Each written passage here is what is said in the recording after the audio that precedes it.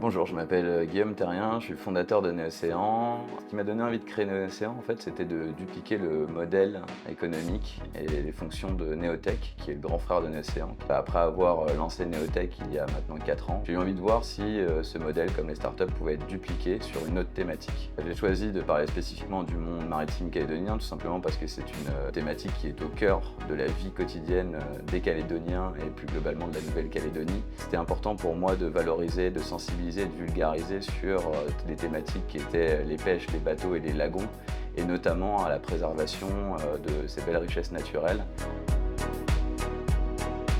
Néocéan se différencie d'un média en ligne classique de par plusieurs sujets. Le premier, c'est son positionnement, donc une information locale et thématique qui ressemble finalement aux caractéristiques de la presse spécialisée et de la presse quotidienne régionale, mais c'est son business model qui est innovant. La plupart des médias traditionnels sont basés sur des business models liés à la publicité, liés aux subventions publiques, liés à l'abonnement, alors que Néocéan, finalement, le business model est basé sur du service en communication thématique qui va nous permettre de financer l'activité journalistique de Néocéan.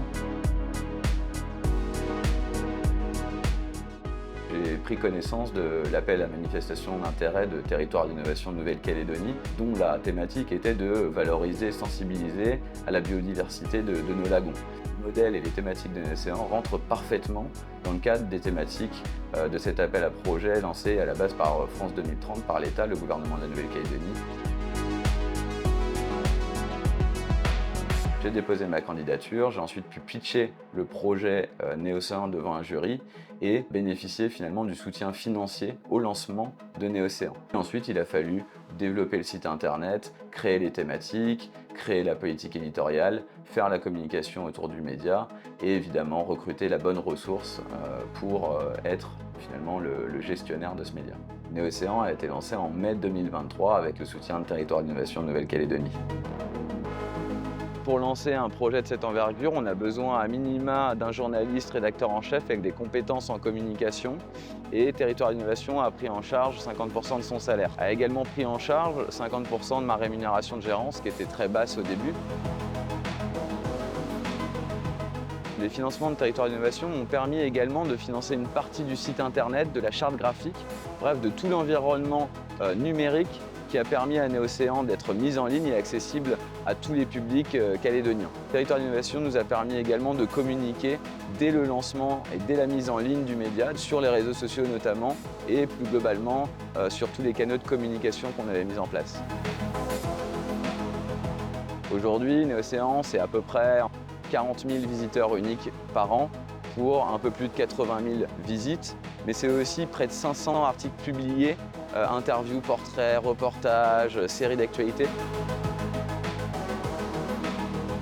On a pu monter un partenariat très important avec le voilier Blade Runner et son skipper Damien Meunier qui partageait tout à fait nos valeurs. Nous avons pu participer au Océan Hackathon et dans le cadre de cet événement, nous avons pu développer une nouvelle fonctionnalité, une fonctionnalité automatisée qui permet à tous les Calédoniens, organisateurs d'événements et lecteurs, de venir intégrer en quelques clics leur événement lié au maritime, au lagon, aux pêches ou aux bateaux sur le site internet afin de le rendre accessible à tous les lecteurs et d'avoir ainsi une espèce de cartographie, en tout cas un agenda des événements liés au maritime.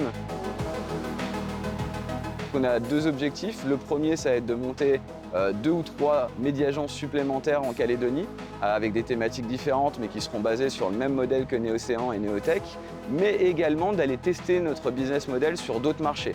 On va aller chercher du marché insulaire francophone qui est très similaire à celui de la Calédonie. On va aller chercher du marché insulaire anglophone comme Fidji pour voir si le modèle pourrait fonctionner aussi sur ces territoires-là.